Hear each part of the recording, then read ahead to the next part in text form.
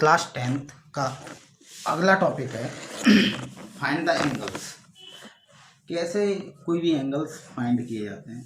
Generally sign की, cos की, ten की, कॉट की, सेक की, कोसेक के, ये एंगल्स होते हैं। ये एक टेबल होती है।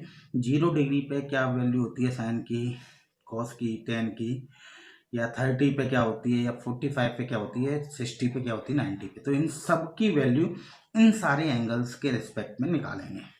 ठीक है, तो इन्हें निकालने का तरीका है, वेल डिफाइंड तरीका है। मैंने वो तरीका भी लिखा हुआ है, पर ये एक्चुअली कंफ्यूज करेगा आपको कि हम 45 डिग्री की वैल्यूज कैसे निकालेंगे। तो ये कहीं ना कहीं कंफ्यूज करेगा, इसलिए मैं इस तरीके से नहीं समझा रहा हूँ। मैं आपको डायरेक्ट टेबल बना के समझा रहा हूँ, जिससे आपको आसानी रहेगी, क्योंकि ये सिर्फ एंगल्स ही आते हैं।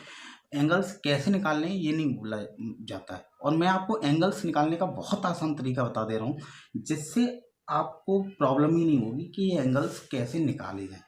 तो शुरू करते हैं।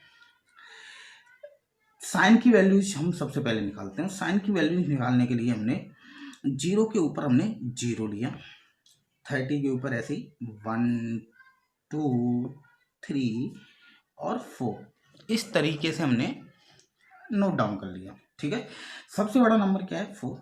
सबसे बड़े नंबर से डिवाइड कर दो।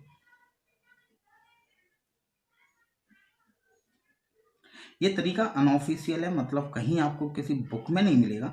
ये सिर्फ एक ट्रिक है जिससे आप वैल्यूज को याद रख सकते हैं। ठीक है, और इन सब का अंडर रूट कर दीजिए।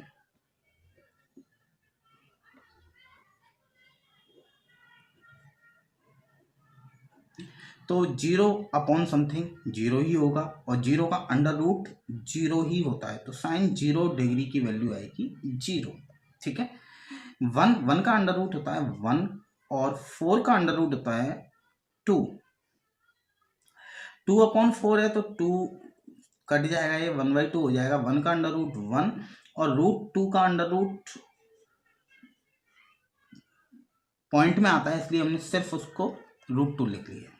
ऐसे ही 3 का रूट 3 और 4 का अंडर रूट 2।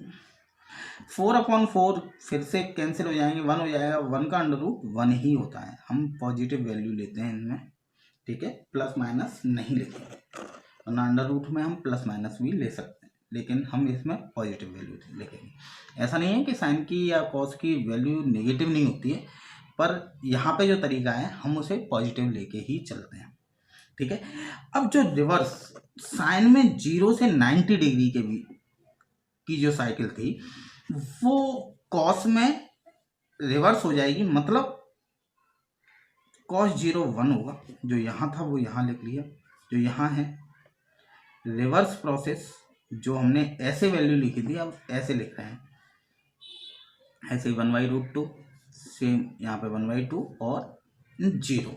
ठीक है, तो ये साइन और कॉस की वैल्यू आ गई।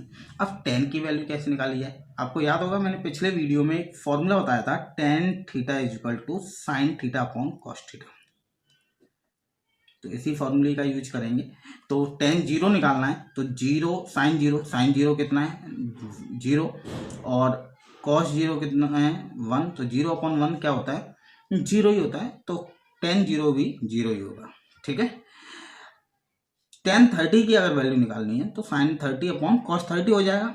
साइन 30 अपॉन कॉस 30, तो साइन 30 अपॉन कॉस 30 का मतलब हो गया 1/2 और अपॉन अंडर रूट 3 अपॉन 2। 2 से 2 कैंसिल आ गया, हो गया 1/√3 आ गया, तो 1/√3।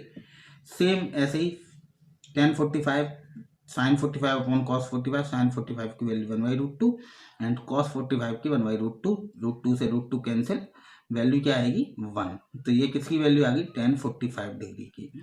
तो ये tan 45 की वैल्यू आ गई, ये tan 30 की थी, और ये tan 0 की।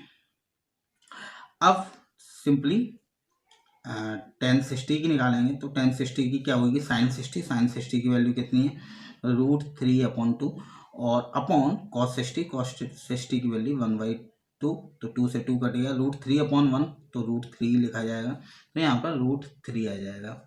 ठीक है, ऐसे ही